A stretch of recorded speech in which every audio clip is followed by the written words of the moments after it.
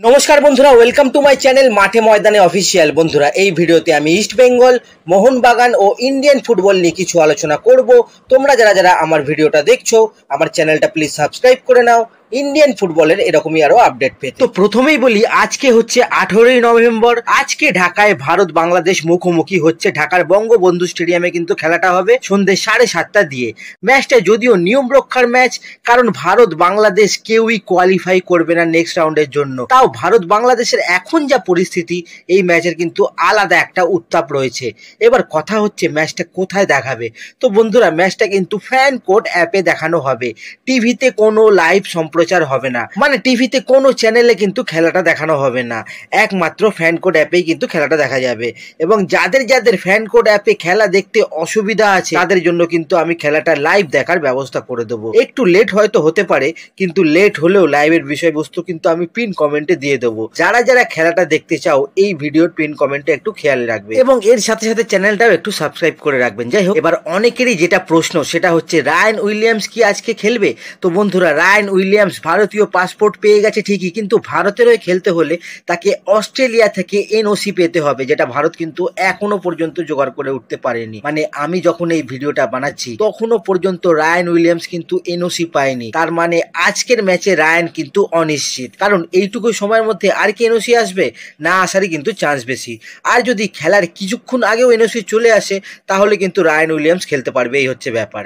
এবার আজকে ভারতের সম্ভাব্য একাদশ কি হতে পারে। প্রথমেই বলে রাখি, 7 জন আনক্যাপড প্লেয়ার নিয়ে ভারত কিন্তু বাংলাদেশে এসেছে। সাহিল, ঋত্বিক তিওয়ারি, পারামবীর, ফানাই, মোহাম্মদ সান্নান, বিকাশ ইউমনাম, এদের মধ্যে কিন্তু যে কেউ আজকে খেলতে পারে। তো ভারত যদি আজকে 4-2-3-1 ছকে খেলে, তাহলে গোলে গুরপ্রীত, ডিফেন্সে আনোয়ার আলী আর সন্দেশ ঝিঙ্গার, লেফট ব্যাকে জয় গুপ্তা অথবা আকাশ মিশ্রা, রাইট ব্যাকে রালতে দুজন সিডিএম নিখিল প্রভু আর সুরেশ সিং, অ্যাটাকিং মিডফিল্ডে খেলবে মাহেশ, আর দুই উইংয়ে খেলতে পারে ছাংতে আর বিক্রম প্রতাপ সিং, এবং একমাত্র স্ট্রাইকার রহিম আলী। আর রায়ান উইলিয়ামস হয়তো আজকে খেলতে পারবে না। তো এই আজকে ফার্স্ট 11 হতে পারে ভারতের। খেলার কিক অফ কিন্তু 7:30 দিয়ে। দেখা যাক এখন এই নতুন টিম নিয়ে ভারত এখন কেমন খেলে। এরপরে যদি আমরা একটু ইস্ট বেঙ্গল মেয়েদের এএফসি চ্যাম্পিয়ন্স লিগ নিয়ে একটু কথা বলি, তো কালকে ভিডিওতে বলেছিলাম মেয়েরা জিতে বেশ কিছু আর্থিক লাভ করেছে এবং এরপরে আরো করতে পারে।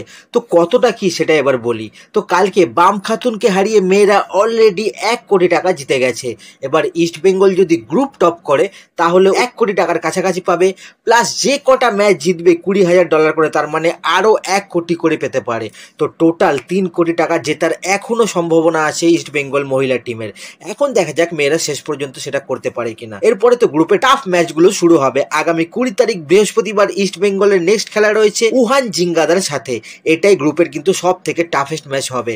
তারপরে 23 তারিখ রবিবার নাসাফের সাথে ইস্ট বেঙ্গলের শেষ ম্যাচ। তো এই দুটো ম্যাচের মধ্যে একটা ম্যাচ জিততেই হবে কোয়ালিফাই করতে হলে। অনেকেই বলছে ইস্ট বেঙ্গল আর 1 পয়েন্ট পেলেই নাকি কোয়ালিফাই করবে। আমার মনে হয় সেটা কিন্তু রিস্ক হয়ে যাবে, কারণ বেস্ট থার্ড পজিশন হিসেবে যাওয়ার থেকে গ্রুপ থেকে 1 নম্বর বা 2 নম্বর হিসেবে যাওয়াই ভালো। সেক্ষেত্রে কিন্তু কোনো রিস্ক থাকবে না। তো এই দুটো ম্যাচের মধ্যে অন্তত একটা ম্যাচ জেতার টার্গেট করতে হবে কিন্তু ইস্ট বেঙ্গলকে।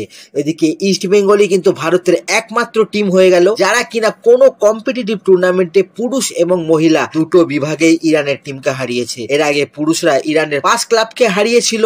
তো বিদেশের মাটিতে ইস্ট বেঙ্গলের মতো রেকর্ড ভারতের আর কোনো ক্লাবের তো নেই, আর কেউ ধারে কাছেও নেই। তো এই হচ্ছে ব্যাপার। এরপরে যদি আমরা একটু ইস্ট বেঙ্গলের সুপার কাপ নিয়ে কথা বলি, তো কালকে সাউল গিল এরা প্র্যাকটিসে যোগ দিয়েছে বলে অনেকেই আমাকে জিজ্ঞাসা করেছিলেন, তাহলে সাউল গিল কি সেমিফাইনালে খেলবে।